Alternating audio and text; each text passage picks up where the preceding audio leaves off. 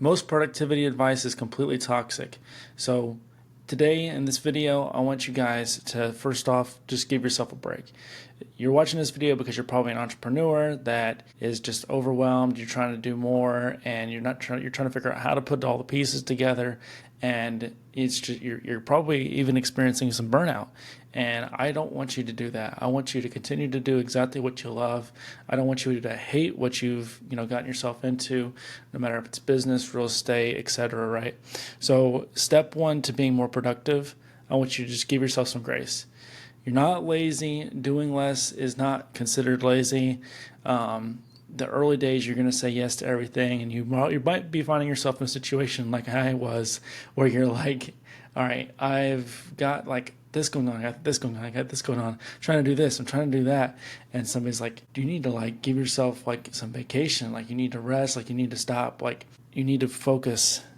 And I think like that's really what I kind of got like on that verge of burnout, honestly. And I wasn't giving myself any grace. I thought I was like not doing enough. I'm like, I've not gotten there. And I think when you give yourself some grace, you have more confidence because you have more clarity and you're able to just look back at your business, see problems.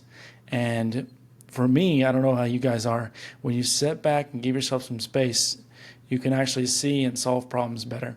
So that's number one. I want you guys to give yourself some grace out there.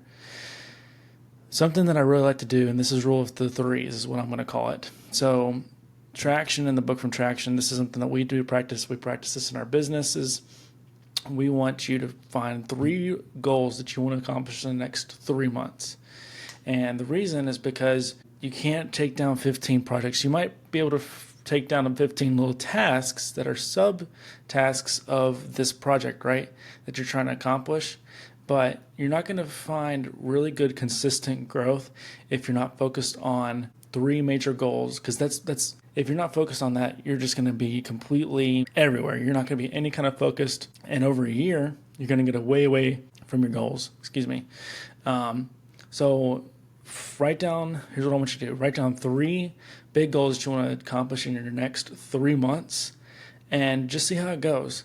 If you're going to read the book Traction, I think what it says is essentially attempt to do a full VTO. And I would just go and do a rough draft. Just go accomplish what you think it might be. Go slap something on the table. Might not be accurate, might not be right, but really focus on that next 3 months and write down 3 goals that you know you can accomplish in the next 3 months. And then you're going to compound it and you're going to learn it better. You're going to like take action. Don't just write something down and go after it. What I want you to do in the meantime is I want you to focus on 3 daily targets. So every morning, I want you to write down 3 tasks that you want to accomplish that day. And you got to kind of learn yourself here. You've got to like, okay, am I going to do this every night? Am I going to do this, every morning, doing my routine? I'm going to do it at the gym, in the sauna, whatever your routine is. You got to kind of answer this for yourself when you're going to do it. But I want you to come up with 3 daily targets that you're going to knock down.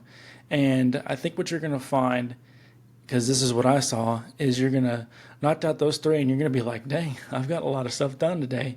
Because in the past, like when you're all over the place and you've got 10 things you've said yes to, you've knocked down like 3 or 4 of them, and you're still looking at the 6 that you've still got to do, and you're completely overwhelmed. And I want you to slow down and knock out those 3 big tasks, and you're going to be able to look back at your notebook or your Apple Notes and say, wow, I've gotten 3 things that I really needed to get done today. Like I'm actually being productive today. And yeah, it's probably a little bit of reverse psychology in yourself, but it's going to be something you're able to look back and say, okay, these 3 tasks are now wins and I'm winning now. That's what I want you to see. Something else that was a really huge productivity shift for me was asking better questions and asking who and not how.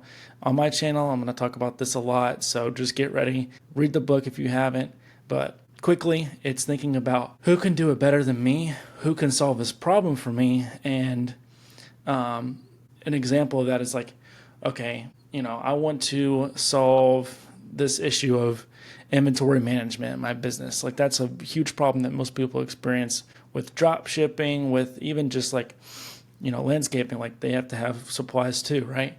So instead of asking, okay, how am I going to get this done? Who is going to help me solve this issue? Who's done it before? Who has experience? I know it's kind of the same thing, but who in your life that you know that can help you accomplish these things?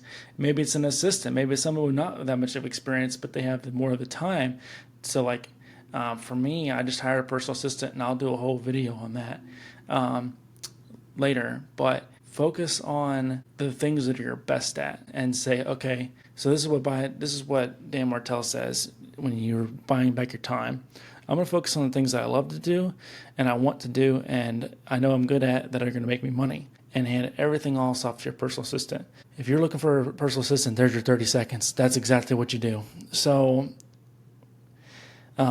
be a builder of systems, of teams, and of leverage. And when you're adding on more people or even you're outsourcing it, like for me, I have a glove company. I outsourced all the pick, pack, and ship stuff to my 3PL team, which is a third-party logistics team. They handle, just like I said, pick, pack, and ship of all of the gloves. And when I first hired them, even the 3PL team guy called me. He was like, I don't know if you're quite ready. You're not doing enough volume for this. Maybe you shouldn't, kind of thing. And my mentor was like, no, man, you're going to have so much more time to take on more customers. You have so much more time to sell to customers. And when you're focusing on that thing and not doing everything yourself. I talk to so many business owners that try to do everything themselves and just don't do it, because eventually it's going to wear you out. Which brings me to my next one, less is more. You get to 1 million by saying yes, but you get to 10 million by saying no. And I'll explain that quickly. In the beginning, yes, you have to say yes to a lot of things. You have to make things happen. You got to get to $1 million. And I'm not there yet myself, but before I even get there, I'm going to start focusing on 1 to 2 things that are going to move the needle for me. I'm going to go deep on those 1 to 2 things, right? I'm going to really focus. I'm going to really sell this glove business. I'm really going to do real estate. There's a lot of sub parts to real estate where I'm saying yes to brokerage. I'm saying yes to some property management types of stuff, but I'm trying to eliminate those things, test down, and get rid of, if you will, some of the other stuff I don't want to do, like leasing. We are leasing our own buildings, but if it's not for us, then I don't want to worry about it, because that doesn't directly impact me. Well, no matter what world you're in, whether it's real estate or business, if you're focusing on, so let me give you this example. If you got a landscape company and you're trying to do, Mrs. Smith landscaping, and you're trying to do, commercial landscaping, and you're trying to do just mowing their grass, that's 3 technical sub parts of your business where you're doing contracts, you're doing shopping centers, and then you're going to do lawn maintenance. So you're just going to go out and mow a bunch of people's grasses. The people who can take on that same thing can scale quicker because they're just doing the same thing more often, right? If you're trying to do custom work for Mrs. Smith, who wants this bush just exactly this way, you can only do so much of that kind of thing.